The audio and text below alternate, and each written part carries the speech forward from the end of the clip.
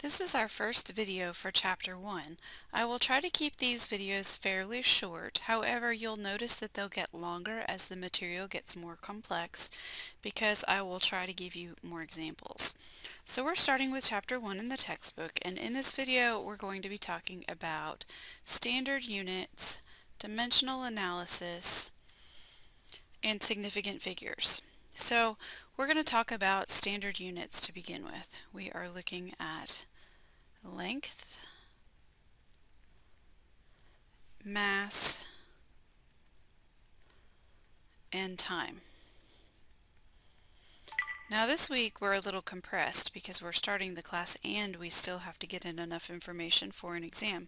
But luckily the information that we're going to cover this week is not nearly as complex as the rest of the semester will be.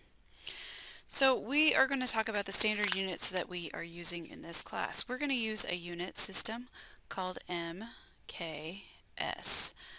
It is part of the metric system and it stands for meters, kilograms, seconds. So our length, our unit of length is going to be meters. When we write this for a unit, it's going to be abbreviated with a lowercase m. Our mass is going to be given as kilograms. So when we write this as a unit, it's a lowercase kg, and our time is going to be represented as seconds. Now you'll commonly see also in the metric system a system called CGS. I'm going to mention that here. This is not what we need for our problems. When we start a problem in this chapter, we need to make sure that everything comes back to our MKS units so that it plays nicely in our equations. CGS stands for centimeters, grams, and seconds. That's not the system that we're using, but that is a different system that is within the metric system. So length, we all know, is defined as distance. We are all familiar with length. When someone asks you, how long was your walk? You know that they're talking about the distance that you walked. Or when someone asks you how long is that piece of string, you know that you're going to be measuring a length. Mass is a little bit less clear. Mass is not the same as weight. We often use it interchangeably in our daily lives, but it is not the same as weight. Mass is the amount of matter that is in something. It's the amount of stuff that's in something. So, for example, your mass, the amount of stuff that's in you, doesn't change if you go up on the tallest mountain. However, your weight might change because the pull of gravity on you is slightly different on the top of the tallest mountain. Your mass won't change, assuming that you're eating the same and exercising the same, if you travel to the moon. But your weight will change because your weight is how gravity pulls on that mass. Weight is actually a force. Mass is not. It's the amount of matter in an object. Time is something we're also familiar with. So we define time in terms of seconds, minutes, hours, days, months, years, and so on. These are going to be our standard base units. Everything that we do in the first several chapters, and probably all of this semester, is going to be based on these three quantities, length, mass, and time. We can put them together to get into more complex quantities. So these are our base quantities. That means that they're broken down, and they can't be broken down into anything more simple than this, but we can put them together to make things that are more complex. For example, speed. When you're talking about the speed of your car, whether it's in miles per hour, so we write that as mph, but really it is how many miles you went over how many hours it took you to go those miles. That's the way that there's a per in the middle, miles per hour. The per is the division sign. We say meters per second. How many meters did you travel in a given amount of time? So a speed is telling us the rate of travel, the rate of distance. So it's distance over time. We'll be also introducing concepts like velocity and acceleration. Speed is how fast you're going, but it's just a number. A velocity has a speed, so it's how fast you're going, but it also has a direction. but we'll get back to that later. Next, we have dimensional analysis. So sometimes we need ways to check and make sure that what we're doing makes sense. And the more complex we get in our physics, the more we need these little checks and balances. So dimensional analysis is the first of these types of checks that we're going to be introducing. I'm going to I'm going to erase my little CGS here for a second because I want to build onto this list that I've made here. So I have my quantity, length, mass, and time, the units that it's in, meters, kilograms, and seconds, and the abbreviations for those units. I'm also going to write down well, so we've already written down when I've said the quantity is the dimension, the type of dimension. So when I'm talking about dimensional analysis, I'm talking about the type of quantity that it is. Length is a type of measurement that we make, so we're going to call that a dimension L. Mass is another type of measurement that we will make, and we're going to call that a quantity M. And then time. So we can check equations. For example, the speed or velocity, when we're coming up with the speed, the number for the velocity. Velocity is represented by a v. Speed is also represented by a v because it's the number that goes with the velocity. We would say that it has the dimensions of a length over a time. So we can do dimensional analysis. I prefer to do unit analysis, where I'm actually looking at which units are left in my MKS system, but some people like dimensional analysis. What I would suggest though is that you pick one or the other and don't mix them up because there's a lot of letters to get confused. So dimensions can be treated as algebraic quantities. What that means is they represent a variable. So L represents some kind of distance that you would plug in, and T represents some kind of time that you would plug in. I can check equations and see if my dimensional analysis works out because, so velocity we've said is L over T, and that would give me units in that of meters per second. Acceleration, we'll find, is a change of velocity with time. So it is speeding up or slowing down of your velocity. So it's length, the distance, over time, and that whole thing is divided by time. So when I write that as a proper fraction, it looks like length over time squared, because this, L over T is the same thing as L over T. This should be a T on the bottom, not an L. My apologies. So it's L over T times 1 over T. When you're dividing by something, it's the same as multiplying by 1 over that thing. So we end up with acceleration looking like L over T squared. That would mean its units are meters per second squared. I'm going to put up a clean slide here in a minute, and we'll go through an example so that we'll look at how how dimensional analysis helps us to check our equations. So using the quantities that we've introduced so far, we have length, we have mass, we have time, I've talked about velocity, and I've talked about acceleration. So I want to do velocity times time, and I want to know what those dimensions are going to look like. So velocity, I said, was L over T, and I'm multiplying that by a T. Now this T is on top. It's not V over T, it's V times T. So what that tells me, when I do this multiplication, my T on top cancels with my T on bottom, and I'm just left with L. So velocity times time is going to give me a length, or a distance. Now I can check an equation. I can say, let's say I'm going to have Vt on this side of the equation, and I am claiming that Vt equals a t squared. Now I need to know, is this true? So I'm going to do some dimensional analysis. On this side I have L over T times T, and on my right hand side I have L over T squared, and I'm multiplying by T squared on top. So on my left hand side my T's cancel, one on top and one on bottom, and on my right hand side my T squareds cancel, so I have L equals L. This equation is dimensionally correct. I'm going to give it a check mark. Now what if I had said 2Vt equals a t squared?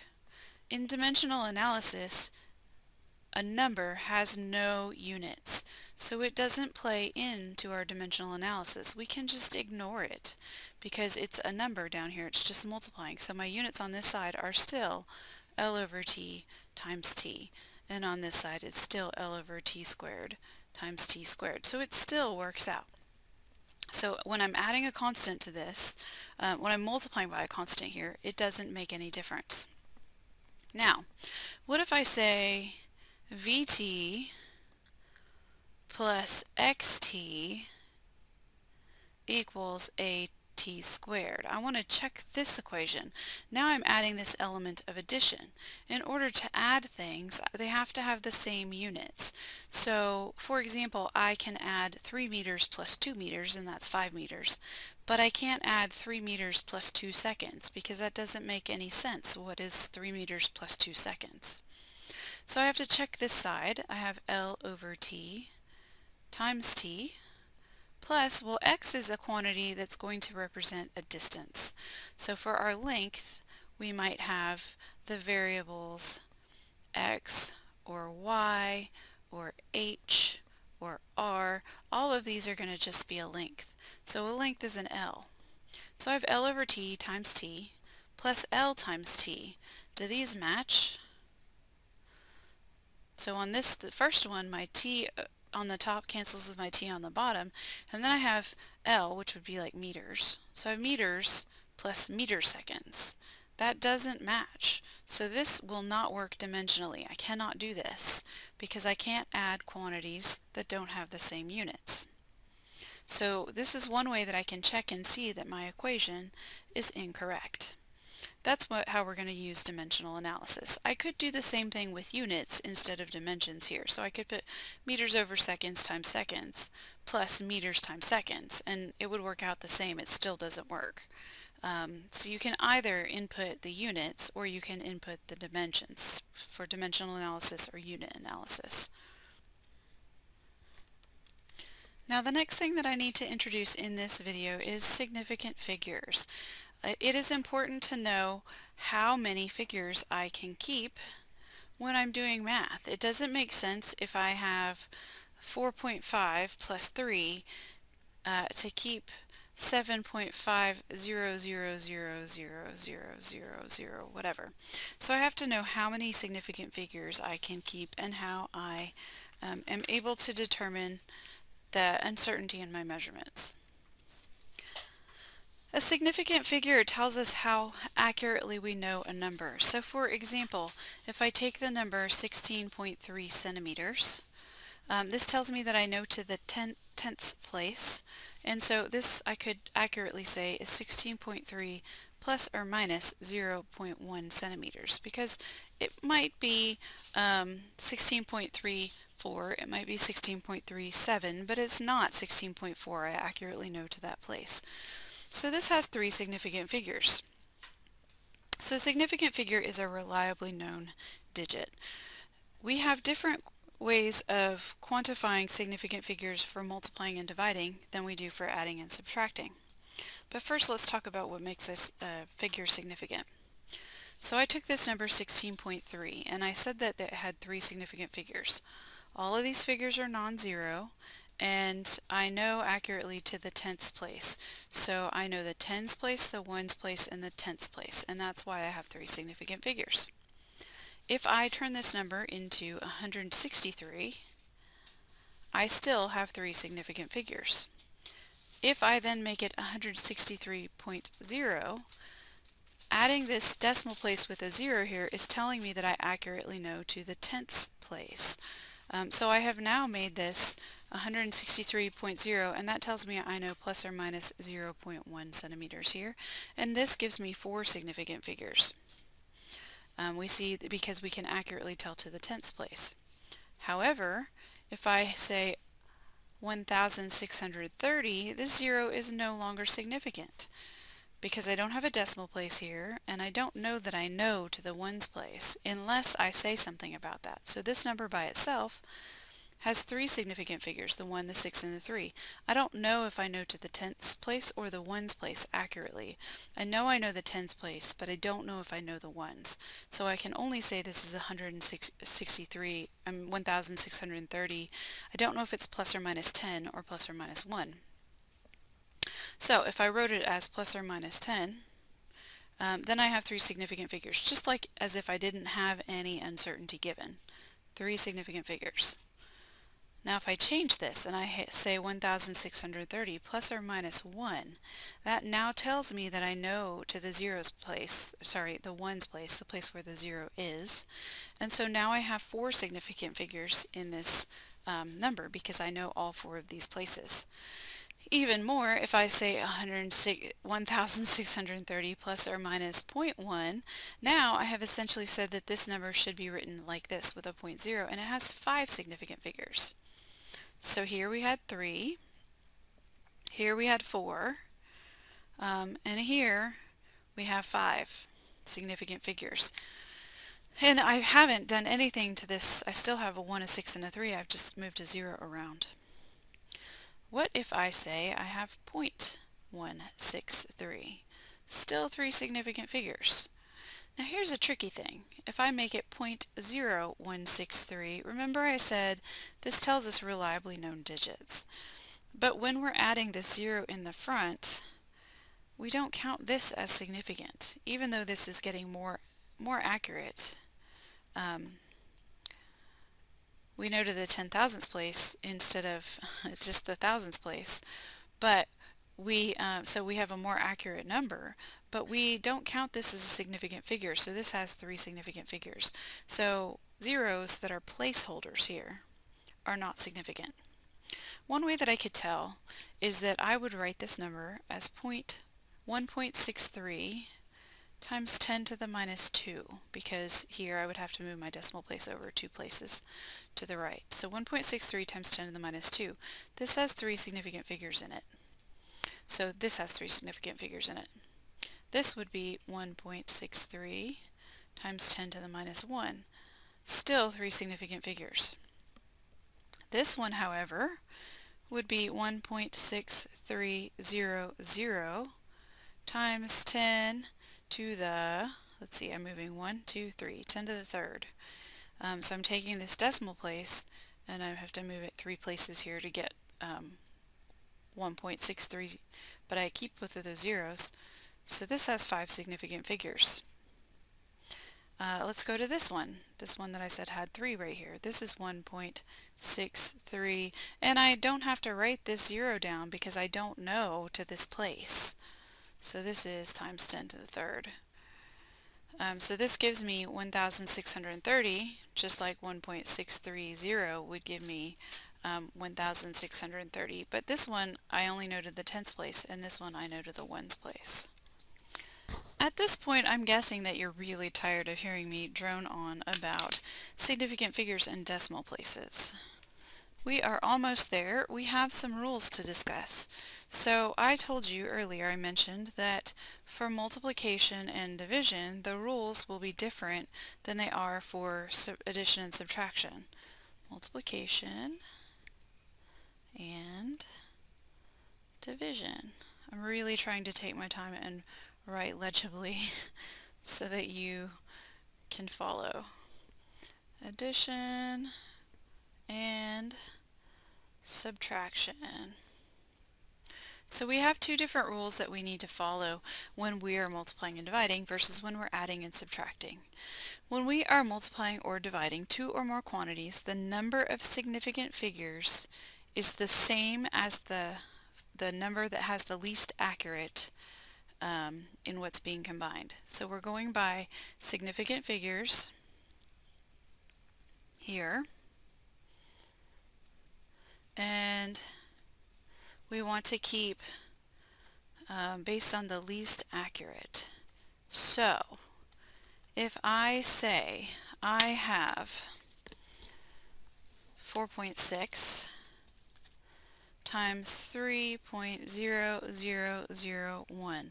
I do not do the rounding before, I do the rounding after I multiply. So the least accurate here is my 4.6. It's not the smallest number, it's the one that I know the least number of reliable digits in. So this has two significant figures. So that means I need to keep two significant figures. So I'm keeping the lowest number of significant figures. Now 4.6 times 3.0001 equals 13.80046.